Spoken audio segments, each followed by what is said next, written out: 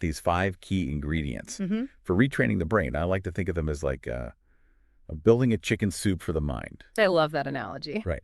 So what's the first ingredient in our mental chicken soup? Well, the base of any good soup is a rich broth, right?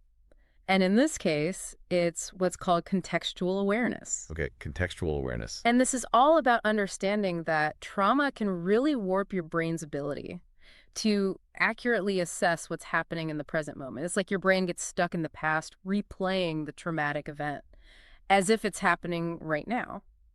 So it's not just the flashbacks. It's like losing that ability to ground yourself in the here and now. Exactly. Okay, so how do we start to rebuild that context then? Well, one technique that I find really helpful is the sensory inventory. Sensory inventory. Yeah. That one really jumped out at me too. So how Yeah. does that actually work? Okay, so think of your brain as a detective at a crime scene. Okay, It's constantly gathering evidence through your senses to try to figure out what's going on. right. The sensory inventory is about becoming more aware of that process. Okay. So you actively tune into each of your senses: sight, sound, touch, smell, taste. And you ask yourself, what am I actually experiencing right now? Okay. And how likely is it that this is really related to my trauma? So like with the guy in the grocery store, if he hears a loud bang, instead of immediately assuming it's gunfire, he might take a moment to notice, okay, there's a car backfiring outside. Right, The probability of this being a threat is actually really low. exactly.